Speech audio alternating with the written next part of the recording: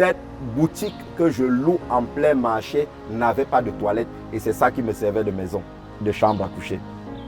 Waouh!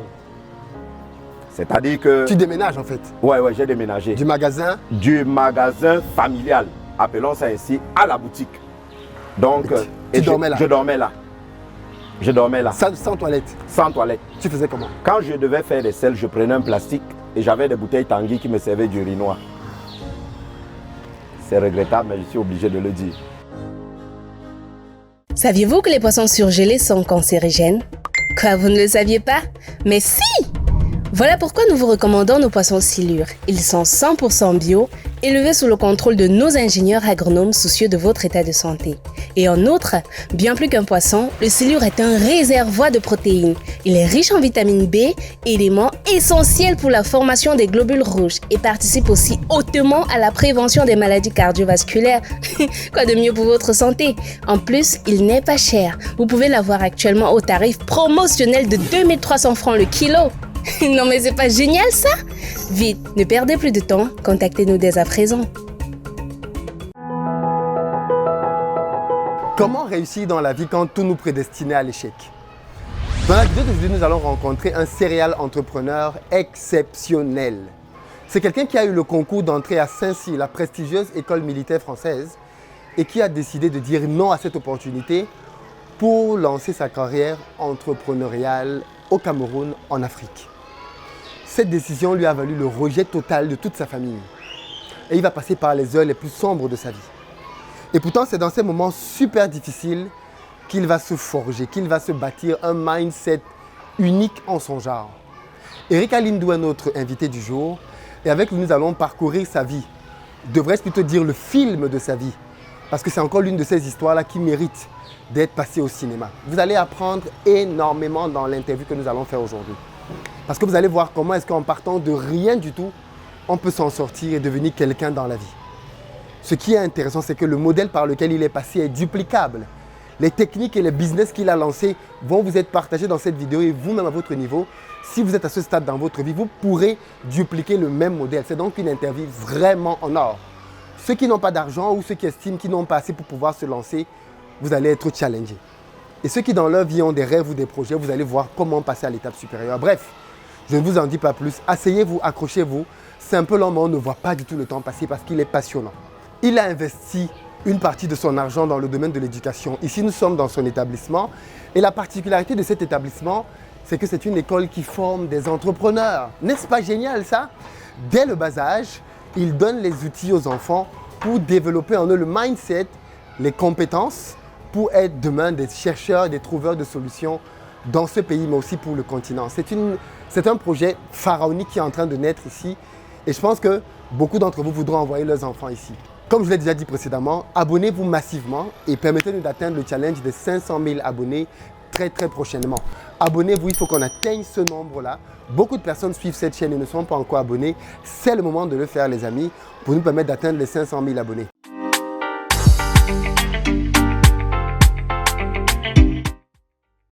Bonjour Erika. Bonjour Philippe. Merci beaucoup de l'honneur que tu nous fais d'accepter de passer sur la chaîne. Moi, c'est un privilège de recevoir non seulement investi au pays, mais surtout Philippe Simon.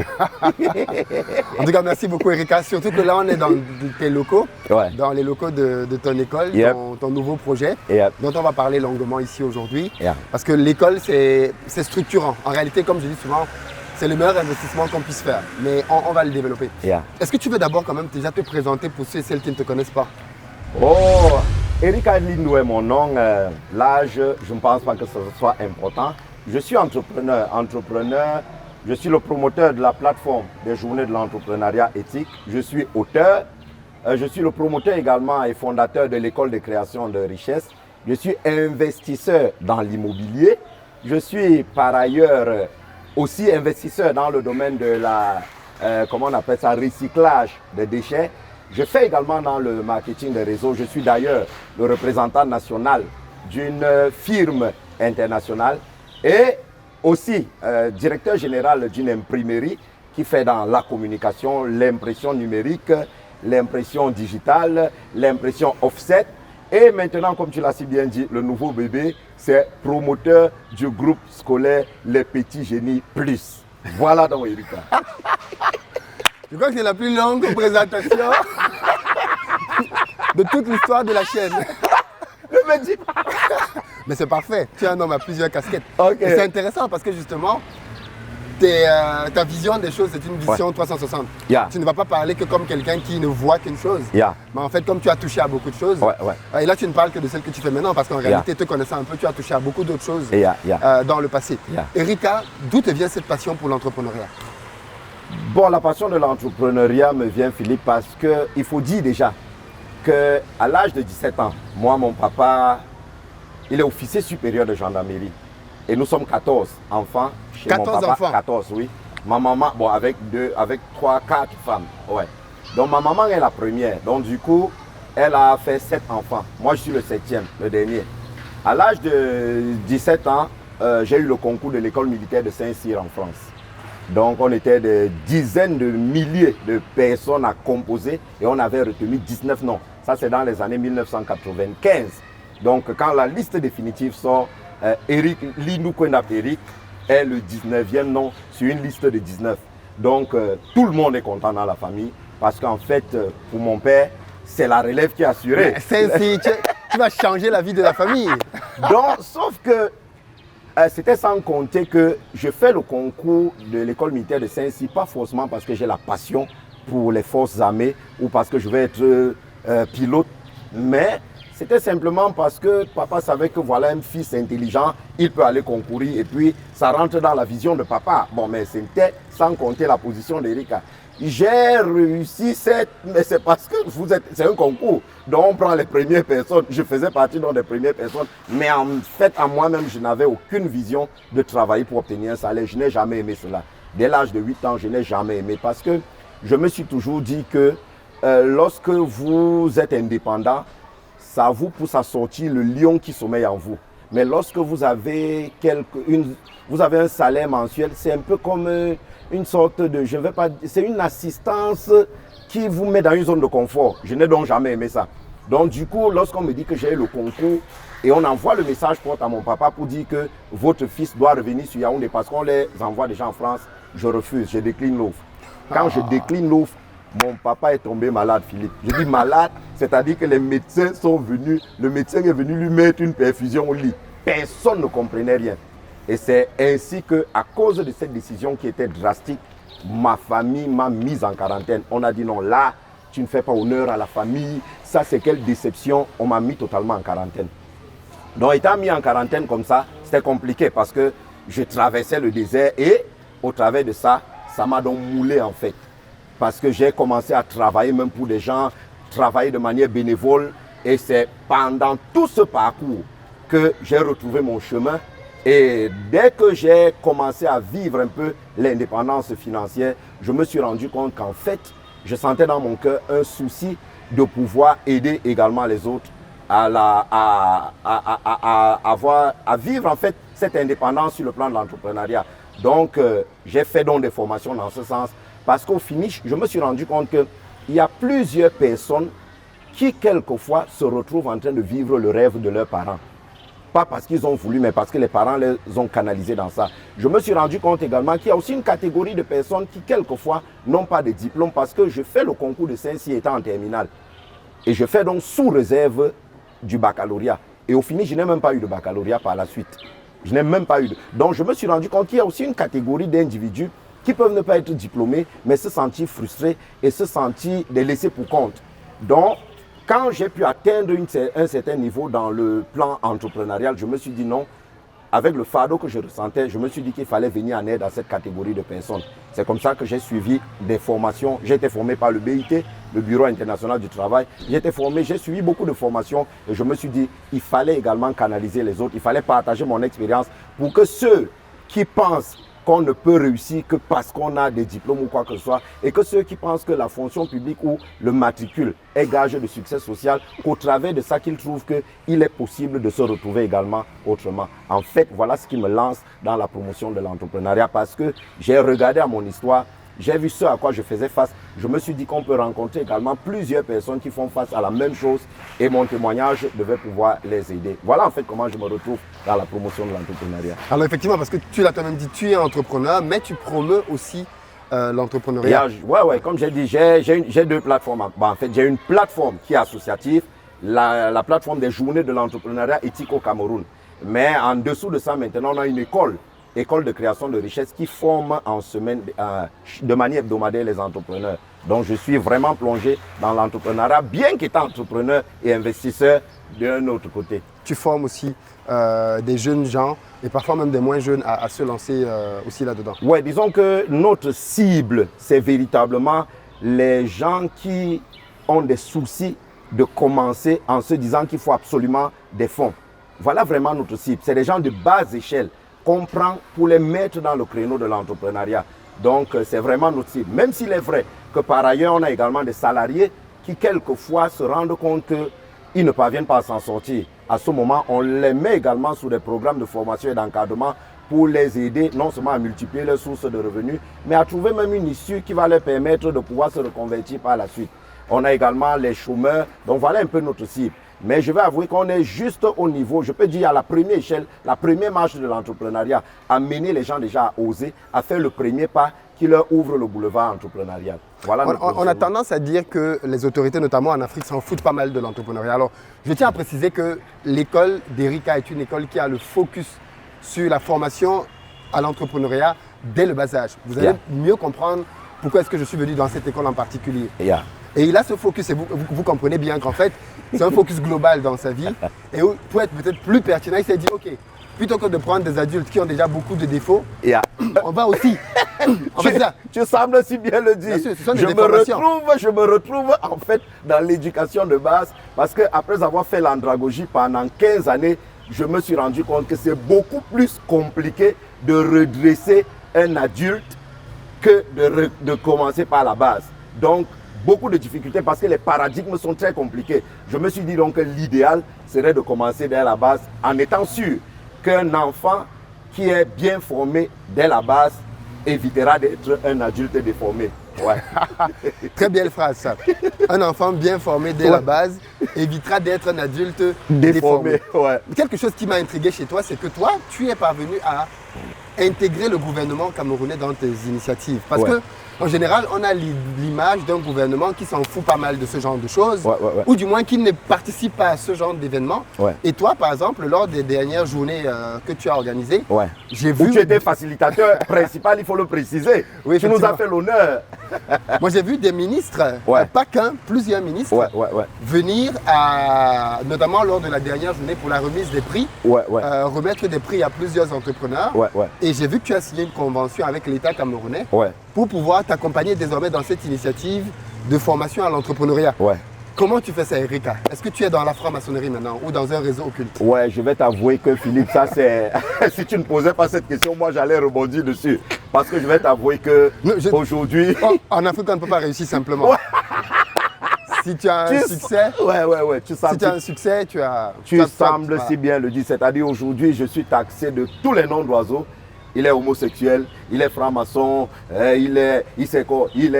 dit tout parce que on dit mais attends, comment ça se passe qu'au Cameroun, où les autorités sont presque entre guillemets des petits dieux, disons-le ainsi, mais ils parviennent à 3-4 ministres à être présents. Non, ce gars a dû tremper. Il a trempé très haut. Il n'a pas trempé, mais il a trempé très haut. Non, Philippe, je vais te dire sincèrement, je n'ai aucune affinité avec ces membres du gouvernement.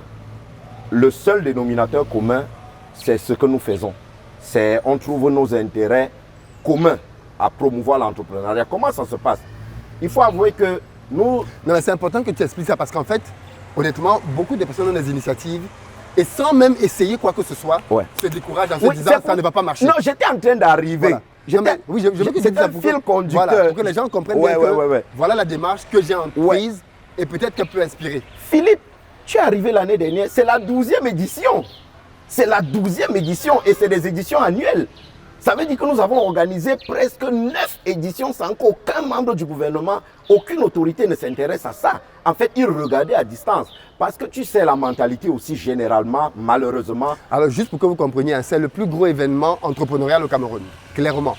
C'est une messe entrepreneuriale dans laquelle vous avez les gros entrepreneurs, mais vraiment les gros entrepreneurs, les industriels, parmi ce qui se fait de mieux dans le pays, qui viennent participer à cette journée-là, qui viennent donner de leur savoir, former les jeunes. Et tout ça, bien évidemment, parce que Erika a pu fédérer toutes ces personnes derrière un projet que beaucoup d'entre eux ont fait, il faut le dire, bénévolement.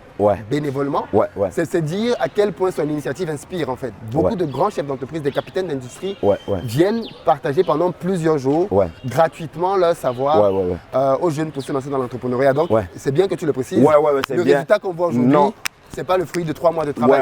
Merci déjà que tu aies précisé cela, Philippe. Tous ces facilitateurs qui viennent, ces PDG, ces entrepreneurs, ces top, comme toi d'ailleurs, c'est de manière bénévole. C'est simplement pour venir dans un rendez-vous du donner et du recevoir. Donner beaucoup plus et non pas donner forcément à recevoir du pécunier comme beaucoup le savent. Donc j'étais en train de dire que les autorités, parce que beaucoup de gens mettent généralement des projets parce qu'ils ont d'autres agendas cachés.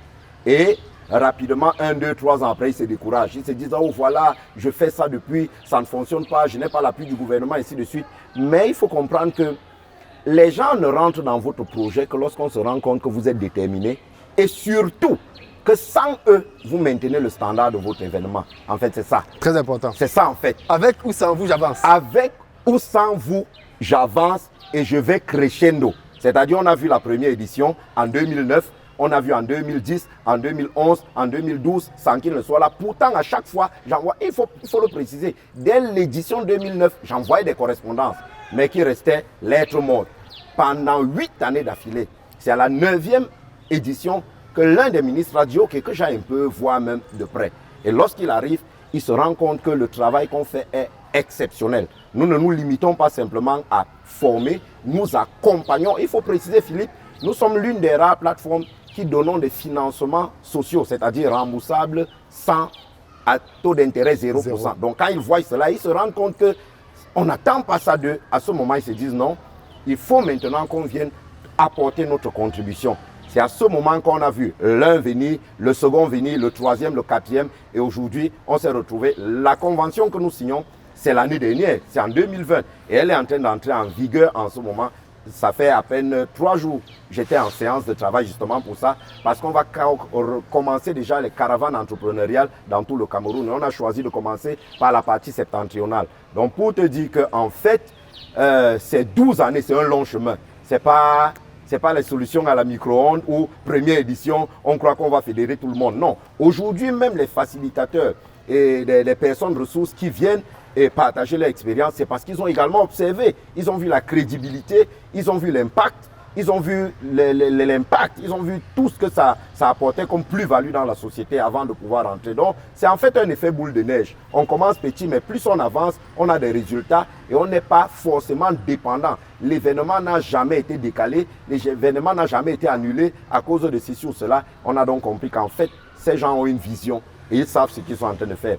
Je pense qu'à chaque fois qu'un projet est positionné de la sorte, ça ne peut pas en Afrique manquer l'adhésion. Je vais te donner quelque chose que peut-être tu ne connais pas. Ça atteint le niveau où à la 9e édition, le gouvernement nigérien a envoyé le ministre nigérien de l'entrepreneuriat accompagné d'un député de l'Assemblée nationale et un entrepreneur pour qu'ils viennent copier le modèle des GIEC au Cameroun et qu'on aille implémenter cela au Niger. C'est-à-dire que c'est cette crise Covid et tout qui a fait que les choses soient un peu dormantes. Mais c'est possible. Lorsqu'on a une vision, on y croit. On ne s'attend pas forcément à ce que ce soit des paramètres extérieurs qui viennent nous amener à avancer avec la vision. Mais plus vous allez avancer, l'effet boule de neige va prendre. Les autorités dont on dit qu'ils ne peuvent... Non, je dis très bien, je n'ai aucune affinité avec elles. Mais elles ont commencé à répondre qu'elles ont vu la pertinence de ce programme. Et aujourd'hui, nous travaillons main dans la main avec les autorités camerounaises. Et on va délocaliser, on va essayer de sous-régionaliser le projet. Avant d'arriver à l'école, je veux juste qu'on termine avec cette partie-là. Yeah. Si quelqu'un nous suit maintenant et il se dit, ça c'est ce qu'il me faut. Ou alors quelqu'un qui se dit, ça peut être intéressant pour mon frère ou ma soeur. Comment on fait pour s'inscrire? S'inscrire déjà, disons que s'inscrire, on a déjà la page Facebook et le site internet des journées de l'entrepreneuriat éthique.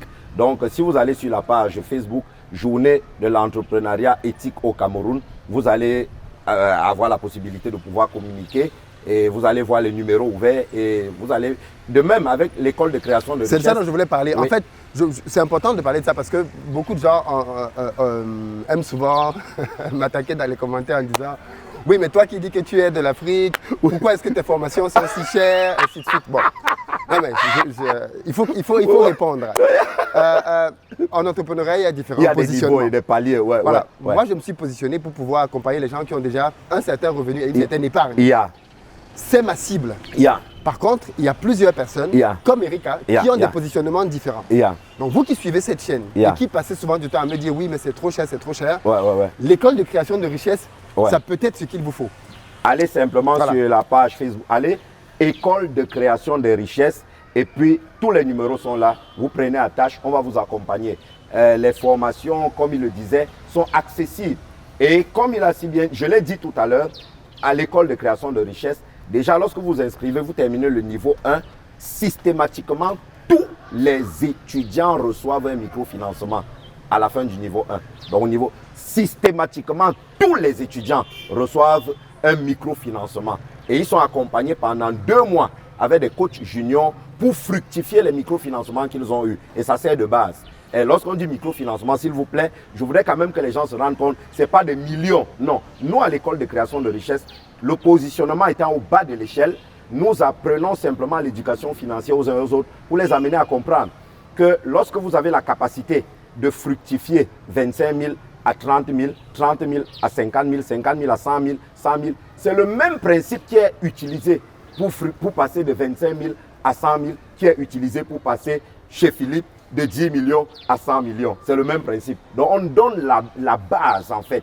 Et ce qui manque à beaucoup, parce que généralement, les gens veulent souvent commencer à un palier pour lequel ils n'ont pas une préparation, une prédisposition intérieure. Donc ce que nous faisons à l'école de création de richesse, c'est que nous vous donnons les prérequis, la base qui vous permet d'avoir des fondamentaux qui feront en sorte que même si vous grandissez, qu'il arrive même que vous puissiez chuter, vous puissiez vous relancer parce que vous aurez ces fondements déjà en vous.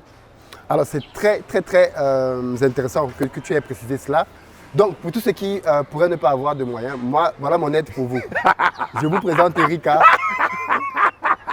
et il va vous suivre. Non mais très honnêtement, hein, il est excellent. C'est vraiment très bien. Philippe, excellent. Si, tu pèses le poids de tes mots. Wow. Il est excellent. Allez le suivre et formez-vous avec l'école de création de richesse. Et puis quand vous aurez une épargne un peu plus conséquente, on vous envoie. En fait, quand vous terminez à ce niveau, ceux qui n'ont pas pu venir directement, quand vous bouclez à notre niveau, on vous renvoie. Tu me les envoies. Et à partir de là, on peut aller sur des projets un peu plus costauds. C'est ça, Philippe. On a compris un peu le fil conducteur de ta vie. Mais tu ne nous dis quand même pas, qu'est-ce qui au fil des années, parce que quelque part tu fais un peu de l'entrepreneuriat social. Qu'est-ce qui au fil des années fait que dans un environnement aussi difficile que le nôtre, tu restes quand même attaché au fait d'aider les gens de cette manière-là? Simplement parce que Philippe, tu sais, lorsque dans la vie... Parce que tu l'as dit rapidement, mais quand tu as été rejeté de tes parents, tu m'as raconté l'histoire. C'était chaud, hein? Non, très chaud. Très chaud, Philippe. Non. Si j'ouvre une parenthèse... Ouvre une parenthèse pour qu'on comprenne. Quand j'ai été mis en quarantaine, les gars, c'était très compliqué. C'est pas la quarantaine du Covid qui dure 14 jours. Nous sommes dans les années 96. Quand je suis mis en quarantaine, Philippe, c'était compliqué. Donc, manger était avoir un plat de nourriture par jour était mon plus grand défi en fait. À ce point? Je dis, avoir un plat de nourriture par jour était... Et là, je sors d'une famille où mon papa colonel, comme je l'ai dit, officier supérieur, dans la maison, on a toujours chauffeur, on a gardien, on a cuisinier, on avait tout en fait. Maintenant, me voilà à la rue. Et je n'ai vraiment personne. Mais comment à la rue? On t'a mis dehors ou on t'a indirectement mis dehors? On m'a indirectement mis dehors parce que même dans la maison familiale, on m'a demandé d'aller occuper le magasin. C'est là où je dormais. Dans la maison familiale, je ne dis pas que j'ai été adopté par mon père, c'est mon géniteur. Donc dans la maison, on m'a demandé de sortir de la maison et d'occuper le magasin. J'ai des photos. J'étais dans le magasin en fait. On a mis un lit à étage là-bas, on a dit ok, comme tu as choisi ta voie, vas-y te débrouiller par là. Et c'est comme ça que je quittais chaque jour en fait. Je commence ma vie avec du bénévolat. C'est pour ça que peut-être tu me vois attaché à du social, parce que je sais qu'il y a des gens qui peuvent injustement se retrouver dans la vie à un certain palier où ils sont sincères, ils sont bien, ils ont un bon fond, mais ne parviennent même pas à s'assurer un plat de nourriture. Mais, comme je l'ai dit et je le dis souvent aux jeunes, quand je vois des jeunes qui me disent vraiment la vie est difficile, on n'arrive pas à trouver de travail, je dis non. Au Cameroun, en Afrique, vous ne pouvez pas dire qu'il manque du travail. C'est parce que, au lieu de chercher le travail, vous cherchez de l'argent. Chercher le travail, c'est deux choses différentes. Chercher le travail, chercher l'argent. Oui, c'est deux choses différentes. Moi, je cherchais du travail et non pas l'argent. Oui. Très important. Parce que beaucoup de jeunes, quelqu'un a un BTS, il a une licence, il a une maîtrise, il a ceci, il est à la maison. Rien ne viendra vous retrouver à la maison. Sortez. C'est en sortant, en vous mettant au service des autres que les opportunités ne gravitent qu'autour des personnes qui sont actives. Et j'ai compris cela. J'ai décidé de ne pas rester à la maison. J'ai dit non. Je marchais un jour en route, j'ai vu une librairie, je me suis arrêté. Je ne connaissais pas le monsieur, je suis rentré, je l'ai salué. Je lui ai dit bonjour monsieur, moi je suis un jeune, je veux travailler. Il me dit qu'il n'a pas besoin d'employé. J'ai dit, il n'y a aucun souci, moi je vais travailler pour vous gratuitement. Le gars me regarde. À peine il finit de me dire, il est en train de m'observer. Un client entre, j'amène le client, oh venez, voilà les rayons, vous avez besoin de quel livre, ce livre coûte tel. Le monsieur ne fait que m'observer. Je prends l'argent, je viens à la caisse, je paye. Je me suis imposé. Je n'ai pas demandé qu'il me recrute, je me suis imposé. Dans sa librairie, il vit, il suit seulement cette chaîne, il est en train de me voir. C'est monsieur William. Je suis arrivé, je me suis imposé. Je ne sais pas si tu comprends. Très bien. C'est-à-dire que j'ai fait cela. Le matin, il ouvrait sa librairie à 7h30. J'arrivais à 7h, je m'asseyais devant le truc. Wow. Je nettoie. Quand il arrive, il me trouve. J'ai déjà tout nettoyé et tout. Il ouvre, je prends, je nettoie tous les livres et tout. J'ai fait cela pendant un mois. Le jour d'après, il a commencé à m'envoyer à midi. Eric va nous acheter 2 plats de nourriture. Donc voilà comment j'ai résolu le problème de nourriture dans ma vie. Je n'ai pas comme. J'ai travaillé pour lui d'affilée. Je venais le premier et je rentrais le dernier. Quand il fermait, il repartait. Je refaisais encore. J'arrangeais un peu des choses tout autour. Je revenais le matin, nettoyer juste la poussière qui a pu se placer pendant la nuit. Et c'est comme ça que je résous en fait le problème de nourriture. Parce que mon défi à ce moment, c'était quoi manger. Et je ne voulais pas commander. Et je ne voulais pas non plus rester à la maison. Parce que je sais que les opportunités ne gravitent qu'autour de des personnes qui sont en activité. Et c'est comme ça que de fil en aiguille, pendant que je suis avec lui, j'avais quand même des talents de dessinateur à l'époque. Donc comme c'était une librairie, pendant les temps morts, je lui dis donne-moi du papier. Je faisais des dessins. Je lui dis trouve-moi un peu d'argent, on achète les vitres, on faisait des tableaux. Je dessinais, il vendait. Et peut-être 4 mois après, on a quitté de la phase de plat de nourriture. Il m'a dit, Erika, je me rends compte que depuis que tu es arrivé ici, mon chiffre d'affaires a doublé. Donc, je vais te donner un salaire mensuel. Quand je le dis souvent, les gens disent, waouh! J'ai dit, écoutez d'abord le salaire. Ici à Yaoundé, ce n'était pas en zone rurale, à Yaoundé, 12 000 francs de salaire mensuel. Pourtant, je travaillais. Les tableaux 12 000 francs. Les tableaux que je faisais. Mais attends, quand quelqu'un te dit que depuis que tu es arrivé, mon chiffre d'affaires a doublé, ça veut dire que s'il faisait 600 000, il est passé à 1,2 million. Ça veut dire que Eric a pu amener 600 000, mais j'avais 12 000 francs le mois. Mais j'étais toujours engagé, motivé avec le sourire. C'est la raison pour laquelle tout à l'heure, je disais que beaucoup diront qu'il manque du travail. Mais en fait, c'est parce qu'ils cherchent de l'argent et non pas du travail. Moi, je cherchais du travail. Je ne cherchais pas de l'argent. Mais attends, j'avais fini mon bac, j'ai refusé d'aller à Saint-Cyr. Mes parents m'ont mis dehors. Quelle compétence est-ce que j'avais? Bac, c'est quoi? Niveau terminal, c'est quoi? Je n'avais aucune compétence. Donc, j'avais tout intérêt à me former.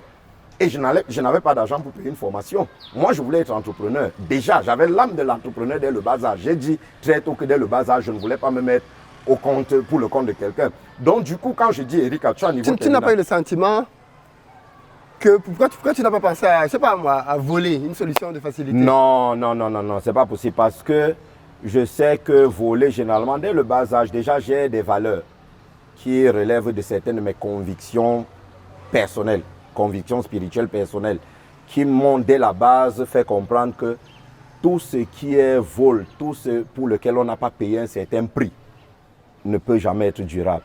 Ça, c'est des valeurs avec lesquelles j'ai grandi. Je ne crois pas. Mais attends, mais la société nous montre. Vous avez déjà vu quel joueur de loto prospérer 4, 5, 6 ans après? C'est pas possible. Gagner quelque chose au pif comme ça va repartir. Donc, lorsque tu utilises des raccourcis, ça ne tient pas sur du long. Ça va répondre à un besoin temporaire. Ça sera une solution temporaire à un problème permanent. C'est ça. Très bon point. Ça sera une solution temporaire à un problème permanent. Donc, je n'ai pas voulu cela. Et comme je crois également à la loi du processus, Je sais. Quand vous voyez, par exemple, je parle de l'école de création de richesse, où on prend les gens de la base, on les initie à l'éducation financière, à gérer des petits montants. C'est parce que je sais et je crois à la loi de la progression. C'est quand on est fidèle aux moindres choses qu'on est qualifié pour les grandes choses. Donc, je ne pouvais pas à ce moment aspirer à des centaines de mille ou quoi que ce soit. Ce n'est pas possible, ce n'était pas mon niveau. J'ai juste... Je ne sais pas si tu comprends. Donc, je ne pouvais pas penser à ça. Je comprends très bien. Je voulais, qui veut aller loin, ménage sa monture. Je pensais aller loin. Mais il fallait que dès la base, que je comprenne que je ne dois pas brûler les étapes. Mais est-ce que tu es conscient quand même que tu étais quand même un jeune exceptionnel? J'ai le sentiment qu'aujourd'hui, les gens qui pensent comme ça sont très, très, très rares.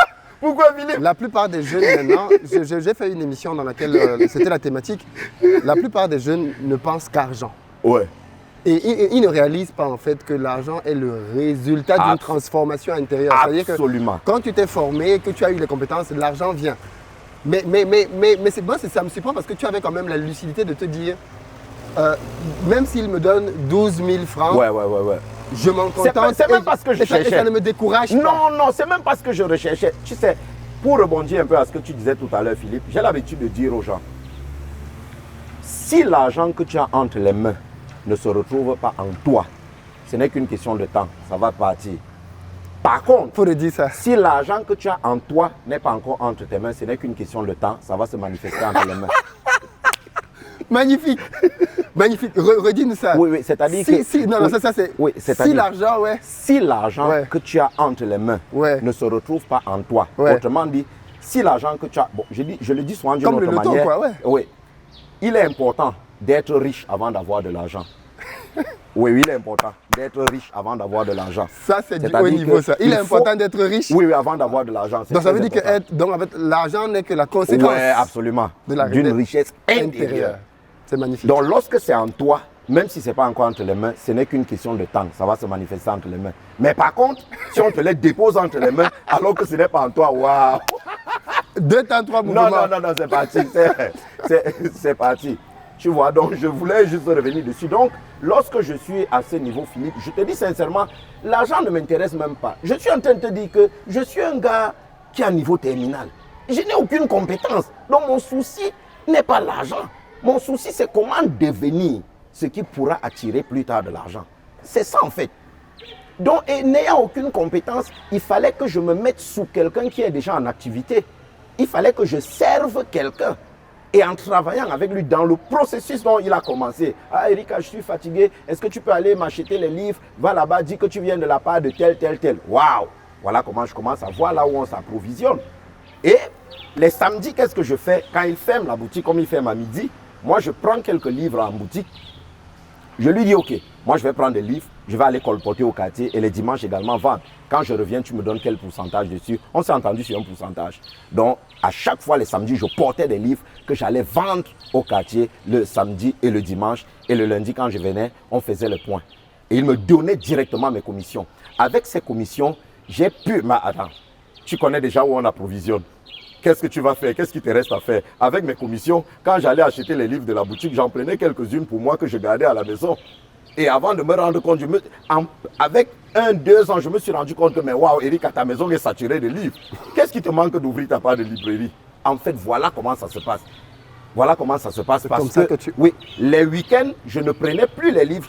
Quand je prenais une partie des livres chez lui, donc, qui coûtaient cher, mais dont je n'avais pas la capacité financière d'acheter, et je complétais avec des livres de bas de gamme que j'avais déjà dans, disons, ma librairie personnelle, à la maison, quoi. La première activité génératrice de revenus que je mets sur pied à mon propre compte, c'est ouvrir une librairie. Je n'avais besoin que de l'argent pour louer le local, parce que j'avais déjà tous les livres. En fait, et lorsque tu parles de difficultés, je vais te dire, Philippe, excusez-moi, que tous les téléspectateurs écoutez et suivez-moi très bien. Cette boutique que je loue en plein marché n'avait pas de toilette et c'est ça qui me servait de maison, de chambre à coucher. Waouh!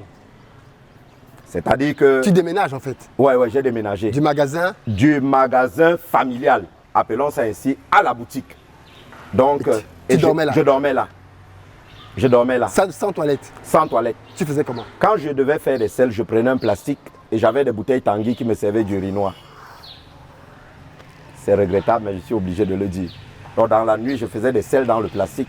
Et comme c'était en plein marché, Et chez nous, on a ce qu'on appelle les bayam salam. Les vendeuses qui, dès 4 heures, sont déjà là pour réceptionner les vivres qu'elles vont vendre. Il fallait que je me réveille donc chaque jour à 3h30 pour aller vider mes selles et revenir rapidement, vider l'urinoir et faire rapidement ma toilette, me brosser les dents et tout, et rentrer dans le magasin pour qu'à 7h30 que je puisse ouvrir comme quelqu'un qui venait d'arriver, mais je dormais là. Honnêtement, je pense que tu fais partie des gens que j'ai mis dans ma liste pour lesquels il faut faire un film. Non mais c'est vrai, c'est-à-dire, quand on regarde le film, regarde, je ne sais pas si tu as vu le film à la recherche du bonheur de Will Smith. Non, j'ai entendu film parler. Qui avait fait beaucoup de j'ai buzz. entendu parler. C'est 4 sur 20 quand on écoute une histoire comme ça. Mais c'est vrai, c'est-à-dire, on ne se rend pas compte à quel point les gens en Afrique ont des histoires exceptionnelles. Mais vraiment exceptionnelles. Et des personnes qui ont des succès ici en Afrique, des multimilliardaires, il y en a plein qui, si on te dit que ce gars-là, hier était sans domicile fixe, hier était dans la rue, c'est incroyable. Philippe, ce que je dis est vérifiable. C'est-à-dire que c'est vérifiable. Je montre des gens, on va à la boutique, je vous montre ma Bayrès, la première boutique, je dis voici ma Bayrès et tout. C'est vérifiable. Donc quand j'ouvre ma première boutique, ça me sert de domicile. Et comme par la suite, j'ai suivi une formation en informatique, et c'est là où j'ai commencé à faire de l'infographie. Et je vais te dire, aujourd'hui, je suis dans l'industrie de l'imprimerie, mais c'est depuis 1999 que j'avais déjà mis imprimerie. Je n'avais pas d'imprimerie, mais je sous-traitais. C'est pour ça que dans mon livre intitulé Commencer son affaire sans argent, mon tout premier livre, l'unique même jusqu'à présent, Commencer son affaire sans argent, c'est possible. Et l'une des lois que je donne pour commencer une affaire sans argent, c'est de jouer les intermédiaires. Parce que j'avais écrit imprimerie au niveau de la librairie, c'était la librairie, mais j'avais mis une grosse plaque imprimerie, mais je n'avais pas d'imprimerie, j'étais infographe simplement, donc je sous-traitais. J'avais au moins 4 à 5 imprimés avec lesquels je travaillais, et à chaque fois, quand j'avais l'opportunité d'un travail, j'allais voir qui m'offrait le moins que possible. C'est comme ça que j'ai fait. Philippe, je te dis que quand j'ai compris le principe de l'intermédiation, j'ai atteint un niveau où dans ma vie, j'avais presque environ 75 cartes de visite. Vendeur de pneus, Eric Alindou commercial. Vendeur de Eric Alindou, représentant national. Vente de pneus, réparation. Quand j'arrive, ah monsieur, votre véhicule a un problème. Mais je suis mécanicien, nous on a un garage.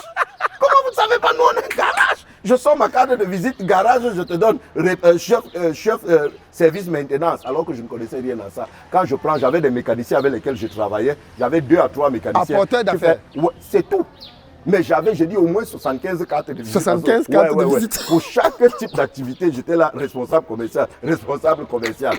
Donc c'est à partir de ce moment donc, que le film a commencé. Tu es brillant.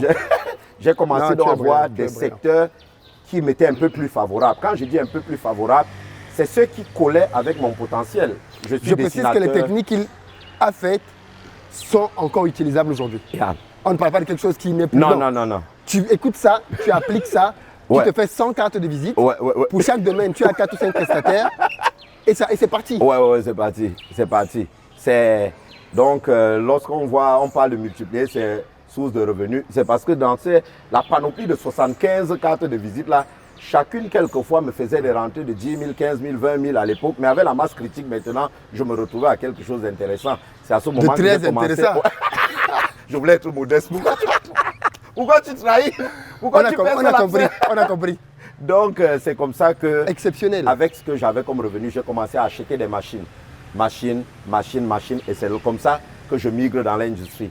Plus je rentre dans l'industrie, je commence également donc à voir d'autres secteurs. Et donc, je le dis souvent aux gens, la préparation est plus importante que tout. Parce que il y a un niveau de préparation qui fait en sorte que vous ne courez plus après les opportunités. Ce sont les opportunités qui vous recherchent en fait.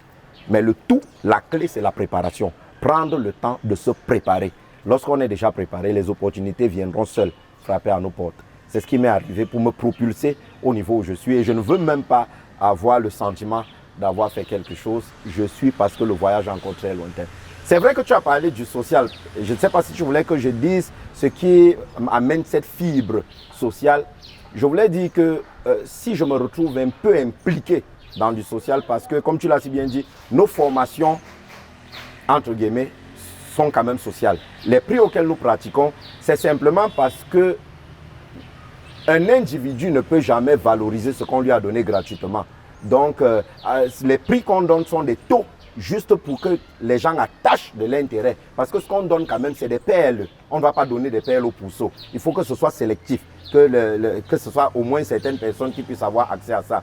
Donc, la fibre sociale naît beaucoup plus, Philippe, parce que tu sais, lorsqu'à un certain niveau dans la vie, tu atteins le palier que tu ne regardais étant enfant qu'à distance.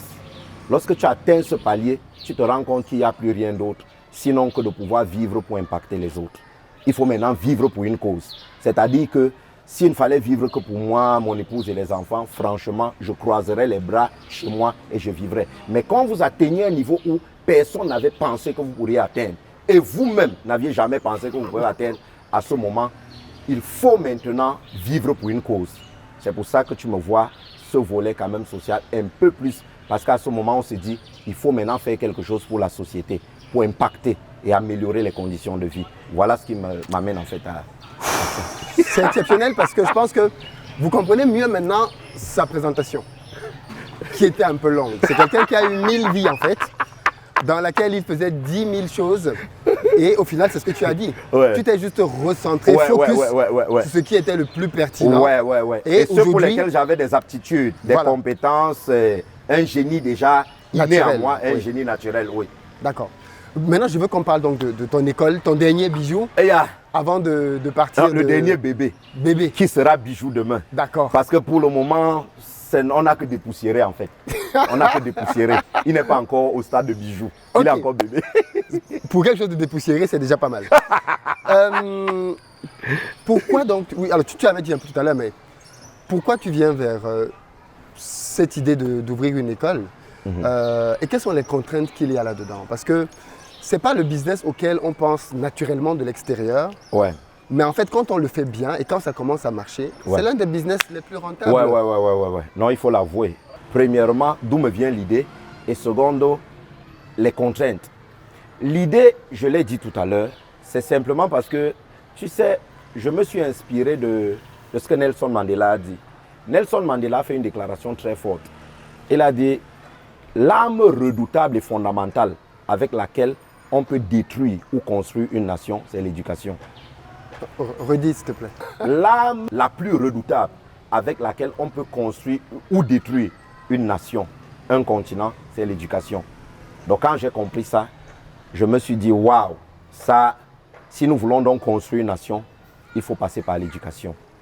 Et étant déjà dans l'andragogie, avec une école de création de richesse où je forme les adultes, et tout ceci c'est parce qu'en fait, c'était dans le but d'amener quand même une certaine révolution africaine.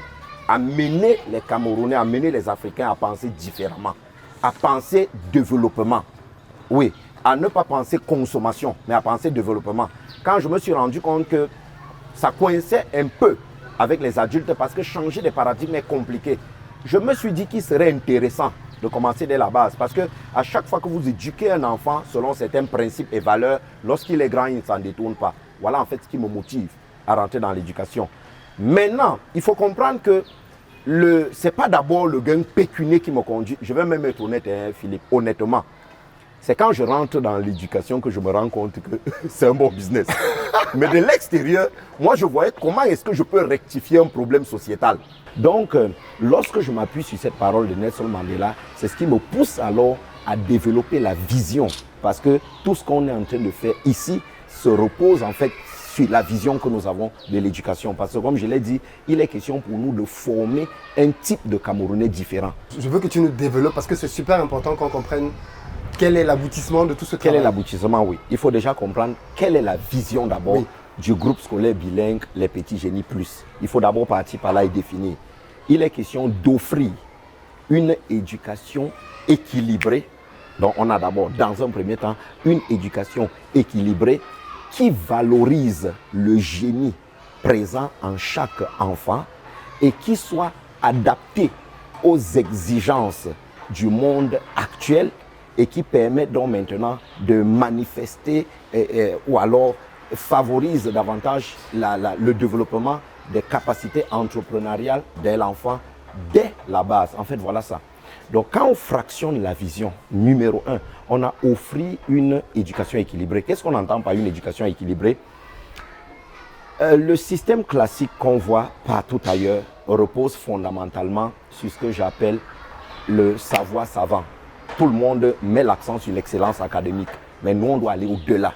On a le savoir savant qui entre dans qui rentre dans l'éducation, mais en plus, on a le savoir-faire qui est maintenant faire ressortir le génie, le potentiel dans chaque enfant. Maintenant, l'un des points sur lesquels nous mettons un accent, c'est le savoir-être. Parce que, et je dois t'avouer qu'au niveau des petits génies, nous mettons beaucoup plus l'accent sur le savoir-être.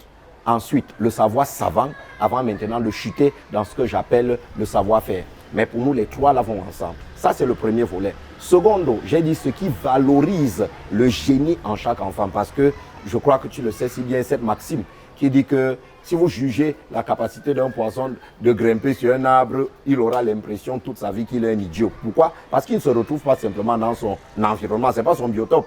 Mais quand tu mets le poisson dans l'eau, à ce moment, il va te démontrer clairement qu'il retrouve son milieu. Donc dans chaque enfant, nous croyons qu'il existe quelque chose de naturel et qui est inné. Donc l'éducation équilibrée que nous donnons permet donc de faire ressortir et de valoriser ce génie et ce potentiel qui est en chaque enfant.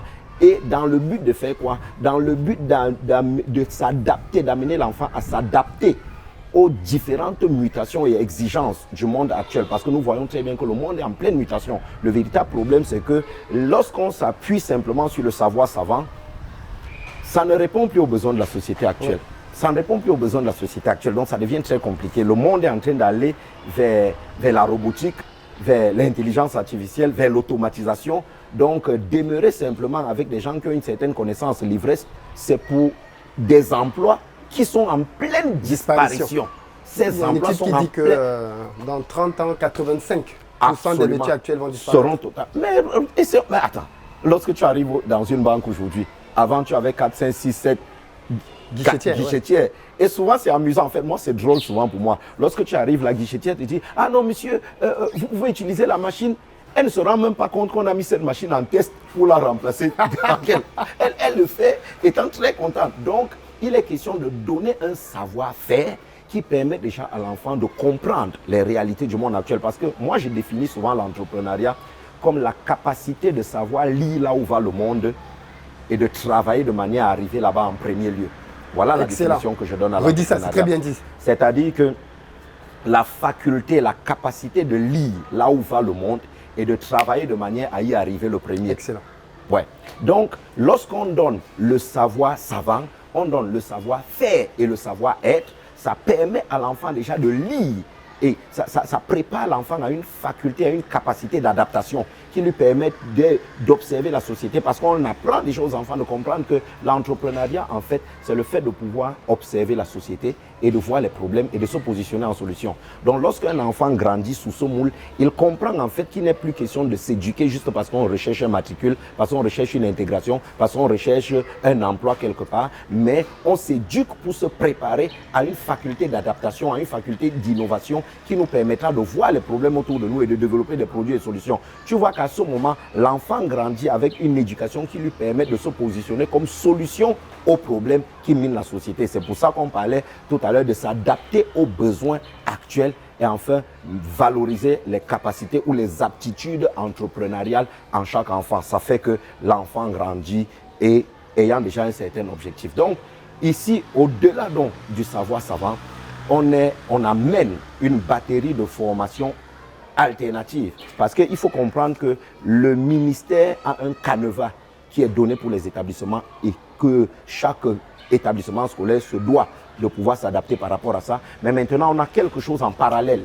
qu'on met pour compléter donc ce volet dont je parlais, qui complète donc le savoir-être et le savoir-faire. Et parlant de ces batteries, tout ce que nous faisons déjà, nous faisons ici en termes de sport-études.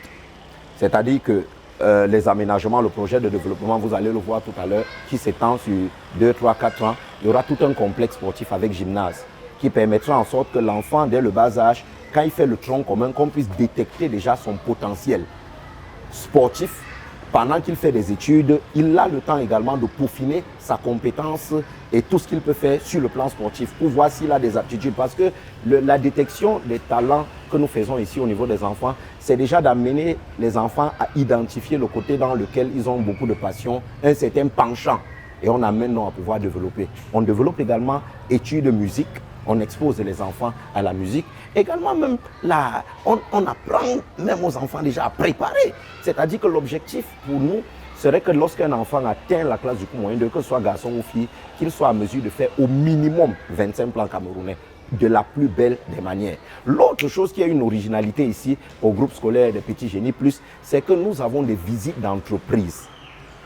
Très intéressant. Visite d'entreprise. C'est pas, on ne va pas dans les multinationales, je regrette, mais vers des PME, des entrepreneurs. On amène des enfants, on visiter, voir les réalités du monde entrepreneurial. Voir, ils écoutent des promoteurs parler, ils partagent de leur expérience, comment est-ce qu'ils ont commencé. Et également, en termes de langue, vous savez, au-delà du fait qu'on soit un groupe scolaire bilingue, parce que quand on dit groupe scolaire bilingue, on voit français, anglais. Oui. Il est vrai que nous prônons le bilinguisme intégral. C'est-à-dire que ce n'est pas juste section anglophone et section francophone, mais que chaque personne puisse s'exprimer en deux langues. Mais maintenant, en plus de ça, on a le chinois qu'on ajoute, on a l'allemand. Ça veut dire que dès la base, l'enfant est prédisposé. Ça fait que toutes ces batteries que nous mettons en termes de musique, en termes de photographie, en termes d'informatique, en termes de toutes ces compétences, en fait, accompagnent l'enfant. Lorsque l'enfant atteint le niveau du cours moyen 2, il doit déjà être en mesure de dire « Papa, vraiment, voici mon profil de carrière ». Ce n'est plus une affaire de vivre le rêve de papa, mais ce sera manifeste et visible. Parce qu'à ce moment, l'enfant va manifester un potentiel visible, palpable. Donc voilà, en fait, voilà le prototype, le style d'enfant que nous voulons produire ici. Et je dois préciser, Petit Génie Plus n'est pas juste une affaire qui va se limiter à Damas, comme on le trouve, comme des groupes scolaires où vous voyez, il n'y a qu'un seul spécimen. Non, on est en train de produire, de fabriquer un label qui va dominer et s'imposer dans le Cameroun. Ça veut dire que dans tous les chefs-lieux de région camerounaise, on n'aura pas un seul groupe scolaire, les Petits Génies Plus. Ce sera de partout. À Yaoundé, on a 8, 10, à Garoua, à Maroua, à Douala, un peu partout. Et on va rentrer même dans les départements. Parce que la vision, comme je dis, c'est de produire un échantillon spécifique qui doit travailler au changement de notre nation. Raison pour laquelle, lorsque vous avez donné un slogan dans n'importe quelle salle de classe, Petit Génie Plus, tous les enfants répondront à l'unisson. Ici, nous formons les entrepreneurs de demain.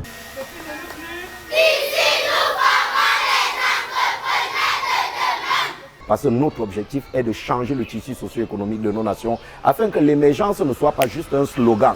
Parce qu'on ne peut pas parler de l'émergence avec des attitudes ou bien des individus immergents. Si on parle d'émergence, il faudrait qu'on ait un prototype de personnes qui regardent et pensent en termes d'émergence. Voilà en fait la vision des Petits Génies Plus. Et c'est ça donc qui me pousse à totalement rentrer dans l'éducation pour changer une certaine donnée et produire un spécifique de Camerounais qui va apporter une plus-value dans la société. C'est exceptionnel. Moi, je pense que ta vision, parce que c'est ça, tu as senti la question, Yeah. C'est ça dont on a besoin. Yeah. C'est ce que nos pays ont besoin. Yeah. Des gens qui réalisent, comme tu l'as dit, que en fait, tout se base. La bataille, c'est dans l'éducation. Yeah. C'est pas dans les réseaux sociaux à Yeah. insulter tel président. La bataille, si on veut que les choses changent, c'est dans l'éducation. Parce que fondamentalement, ce sont ces petits-là, c'est notre génération qui demain va diriger. Et après, demain, c'est eux. C'est tout à fait. Donc, si notre génération est déjà suffisamment déformée, au moins on peut avoir de l'espoir si à leur niveau, on travaille pour qu'il y ait un réel changement. Absolument. J'aime souvent à le dire, Philippe, un enfant mal formé aujourd'hui sera un adulte déformé. Un enfant mal formé aujourd'hui sera demain un adulte déformé. Et si nous voulons donc que 100%. Demain, on ait des adultes responsables qui puissent changer les choses, il faudrait que dès la base, parce que lorsqu'on instruit l'enfant selon des voies et des principes qui incarnent une certaine morale, lorsqu'il grandit, il ne s'en détourne pas. Et c'est la vision en fait du groupe scolaire bilingue et Petit Génie Plus. Oui. Non, en fait, moi j'aime beaucoup des acteurs comme toi parce que ça démontre bien qu'on n'est pas obligé de subir la fatalité qui vient du haut. Parce qu'on aime souvent se plaindre en disant, il y a des phrases, hein, le poisson pourri par la tête, le gouvernement ne fait rien, Paul vient là depuis 40 ans. Ok, je pense qu'aucun gouvernement n'est parfait. Et celui qui est là aussi, il y a beaucoup de choses qu'on peut lui reprocher. Yeah. Mais reprocher ne change rien. Absolument. Se limiter à reprocher ne change rien. Absolument. Et je crois que c'est Nixon, le président américain, qui avait dit, au lieu de te demander ce que ton pays peut faire pour Pose-toi toi. la question, qu'est-ce que toi tu fais pour ton pays? En fait, c'est dans cette logique que nous fonctionnons. Et que moi particulièrement que je fonctionne. Parce que, comme j'aime souvent à le dire, lorsque dans la vie, vous atteignez quelquefois, ça c'est pour rebondir un peu à la préoccupation tout à l'heure, tu as fait une relance par rapport au volet social. Pourquoi est-ce que je suis assez impliqué dans le social? C'est parce que lorsqu'à un certain moment de la vie, tu parviens à atteindre les paliers que tu ne regardais qu'à distance, tu ne regardais qu'au travers d'un miroir, tu te disais, tu voyais ça assez lointain. Lorsque tu parviens à atteindre ce niveau, en fait, tu comprends que la seule motivation ou source de motivation dont tu as besoin à ce niveau, c'est de pouvoir vivre pour une certaine cause. C'est pouvoir vivre pour une certaine cause. En fait, c'est ça qui me renvoie dans le social. Parce que, au moins, ayant atteint un certain palier que je ne regardais qu'à distance, je me dis, what next? The only thing now is to invest in people so that you should change your environment. En fait, c'est de ça qu'il est question. Et c'est ce que j'ai décidé de pouvoir faire pour ma nation. Pour donc conclure avec ce que tu étais en train de dire du président Nixon, qu'au lieu de voir qu'est-ce que la nation fait pour toi, non, décide plutôt et dis-toi qu'est-ce que tu peux faire. Mais attends, Philippe, toi et moi, si tu plantes des bananes ou quoi, c'est le président Paul Biya qui va venir te dire que ne le fais pas ou quoi que ce soit. Si tu commences à vendre là à côté, est-ce que c'est quelqu'un qui va te dire de ne pas faire? Il faudrait simplement que nous prenions nos responsabilités en main et que nous passons à l'action plutôt qu'aux critiques. Il y a pas mal de choses qui finalement sont encore dans le pouvoir individuel et qui ne sont pas exploitées. De toutes les façons, le cerveau ne peut pas faire deux choses. Il ne peut pas être en train de critiquer et chercher les solutions en même temps. Non. Soit tu critiques et il va passer sa vie à critiquer. C'est pour ça que vous avez remarqué que les gens qui critiquent, il y a 10 ans, ils critiquaient déjà. Aujourd'hui, ils sont en train de les critiquer. Je peux vous annoncer que dans 10 ans, ils seront en train de critiquer. Fondamentalement. Et leur vie ne va pas grandement changer. Soit vous décidez d'être un acteur de changement. Et comme vous êtes un acteur de changement, il y a 10 ans, il était à un certain point, il l'a rencontré. Aujourd'hui, il est là. Dans 10 ans, il sera encore ailleurs. Absolument. Parce qu'il est dans un cycle de mutation. Donc, à chacun de faire le choix qu'il veut pour sa vie. Absolument. Quelqu'un a dit un jour qu'il n'y a que deux catégories de personnes dans la vie. On ne peut pas être les deux à la fois. Ouais. Soit on est quelqu'un qui trouve des excuses, soit on est quelqu'un qui trouve des solutions. On ne peut pas être les deux. On ne peut pas à la fois trouver des excuses et en même temps trouver des solutions. Donc, il faites faut votre se positionner. Choix. Eric a fait le sien. Et on voit les fruits. Philippe a fait le sien. Clairement. Clairement. Erika, il est important quand même aussi que tu puisses répondre à ce certain nombre de questions parce qu'on est sur une chaîne entrepreneuriale et beaucoup de gens veulent investir dans le domaine de l'éducation. Je veux qu'on parle un peu de l'aspect chiffres avant de sortir de cette interview parce que j'imagine qu'après avoir écouté ça, beaucoup veulent envoyer leurs enfants ici. Donc on va parler de ça juste après qu'on ait parlé de la partie financière. Comment les parents peuvent faire pour intégrer ton école, enfin envoyer leurs enfants ici dès l'année prochaine. Alors, donc oui, pour la partie chiffrée, quelqu'un qui veut donc se lancer dans l'entrepreneuriat éducatif, ici ou ailleurs fondamentalement, mais ici au Cameroun particulièrement, il faut un agrément. Absolument. Qu'est-ce qu'il faut pour Bon, je vais aller fondamentalement. Je vais avouer que par rapport à ça, je ne pourrais donner que quelques éléments, des orientations. Pourquoi? Parce que mon cas est quand même particulier.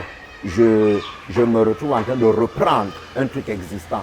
Donc, ce n'est pas le même schéma. Tout à fait. C'est pas le même schéma. Alors, ça permet quand même de savoir qu'il y a des gens qui cèdent leurs écoles. Et on peut commencer par là.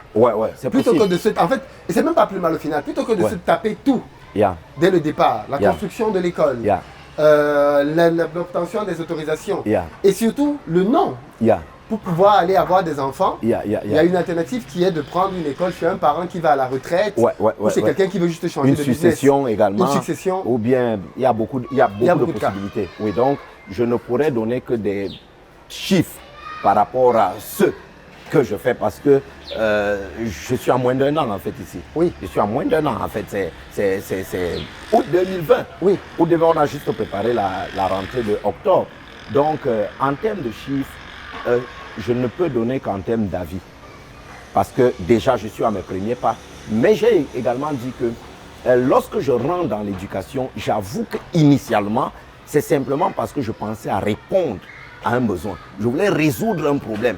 Parce que je me rendais compte que généralement, même ceux dans le domaine qu'ils font bien, ils sont localisés géographiquement dans des zones Vous allez voir un bon établissement qui a une certaine renommée, mais qui est à Douala, l'autre à Yaoundé, et en pièce unique. Donc moi, je rentrais parce que c'était pour un label qui sera duplicable, afin que, puisque l'objectif étant de produire un prototype totalement différent. Donc, en termes de chiffres, étant rentré maintenant, je me rends compte que lorsqu'un investissement initial est déjà fait, parce que vous voyez, lorsque vous avez déjà des locaux ou quoi que ce soit, on n'en reprend plus chaque année. Tout ce qui reste, c'est de travailler à avoir une certaine notoriété, travailler à avoir l'aura, travailler à avoir des résultats. Parce qu'en fait, malheureusement, l'éducation, c'est le style d'activité où c'est l'enfant que vous produisez. C'est l'enfant que vous produisez, ce n'est pas les bâtiments en fait, ce n'est pas l'habit qui fait le moine. C'est l'enfant que vous produisez, c'est son attitude dans la société, c'est la satisfaction des parents au regard de la métamorphose qu'ils voient leur enfant à la maison. C'est ça en fait qui crée une certaine émulation et qui bâtit la notoriété de votre établissement. Pour illustrer ça, moi je me rappelle à l'époque quand j'étais au cours moyen 1, il y a eu une nouvelle, on venait de déménager à Makepe, à Douala. Ouais. Et il y a une nouvelle école qui venait d'ouvrir. Ouais. Elle s'appelle le Monde Uni. Ouais. Et Monde Uni. Oui. Ouais. Monde Uni. Ouais.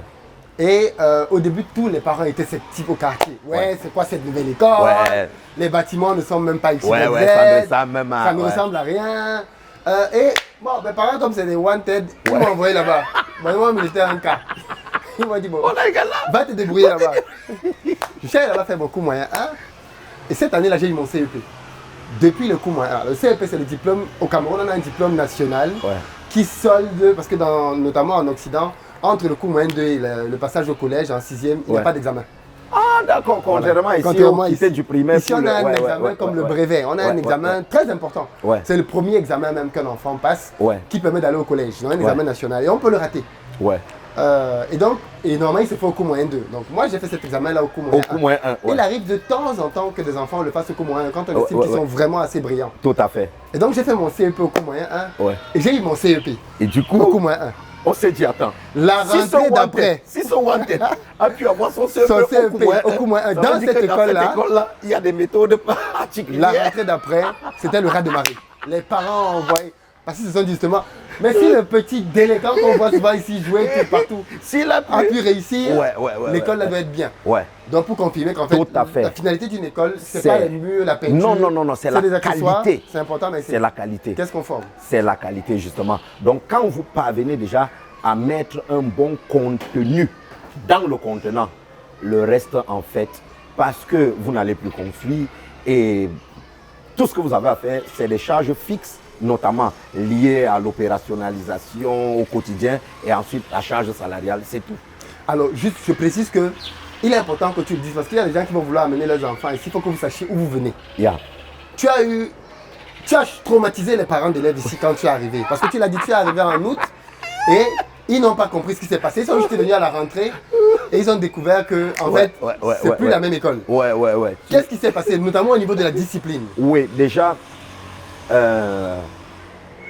dès que j'ai pris la reine, avec la vision, parce que c'est en fait, le maître mot c'est la vision. C'est la vision qui donne le ton et c'est le maître, c'est lui qui dit. Cette vision nous a imposé un leitmotiv, la devise de l'école qui a changé.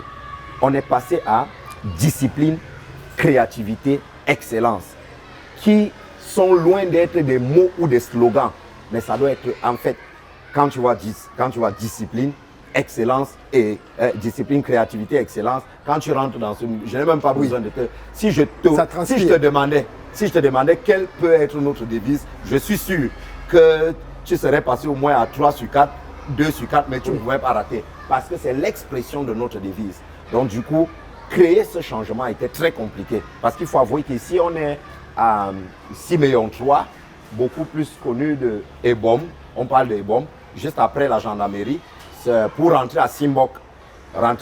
Donc, mais le point en fait, ce carrefour qui est ici porte pour la bonne petite histoire le nom de cet établissement. Donc dès que vous dites Carrefour Petit Génie, tout le monde sait que c'est ici. Mais l'intrigue derrière ça, c'est que l'établissement est ici depuis 22 ans.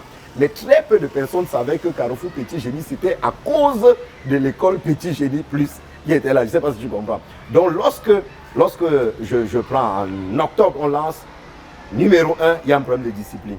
Avant, c'était, je ne veux pas dire la cour du roi Péto, mais c'était vraiment du n'importe quoi. Discipline, j'ai dû prendre jour pour jour beaucoup de temps pour, dès la rentrée, être moi-même le vigile à l'entrée. Mais personne ne le savait.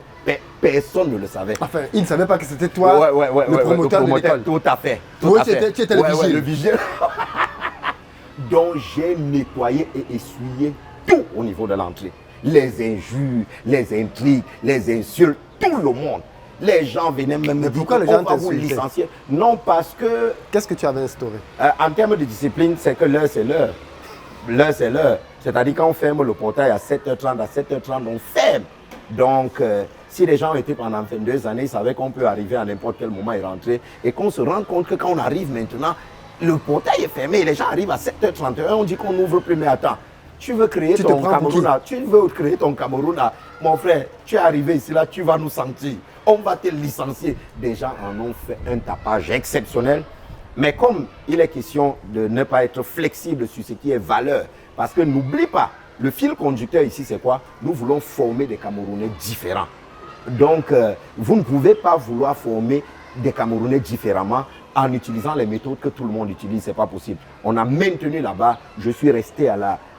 comme inflexible. Vigile, inflexible, et tout le monde s'est adapté. C'est-à-dire que il n'a pas pris plus de 3 semaines, tout le monde s'est mis à niveau.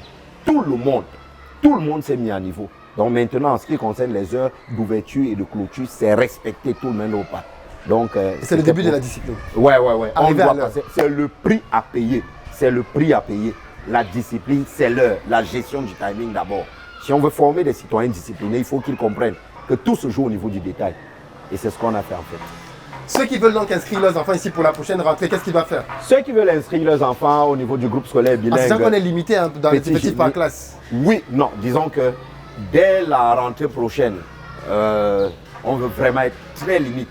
Je crois que vous voyez la configuration, tu as vu la configuration, on est déjà en train de faire des tests. On prépare déjà la configuration des salles prochaines, on sera dans des effectifs de 15 à 25 maxi. Wow. Vraiment limite, vraiment limite. Chaises uniques. Chacun est, oui, avec les mesures barrières et autres. Au-delà de ça même, en fait, c'est que, tu sais, notre vision, à partir du moment où on veut former des enfants différents, il est question d'abord de permettre à l'enfant de bâtir le capital confiance en soi. C'est-à-dire quand l'enfant voit déjà que le cadre dans lequel il est, je sais que quand je le dis, les gens vont croire qu'il y aura un lien avec la pension. Non, je suis en train de dire que nous donnons un meilleur cadre pour l'éducation de l'enfant, mais à un prix raisonnable pour tout le monde. Donc, tout parent qui veut inscrire son enfant au niveau du groupe scolaire bilingue, les Petits Génies Plus, a 2 possibilités. La première, c'est d'aller sur notre page Facebook. Page Facebook, groupe scolaire bilingue, les Petits Génies Plus.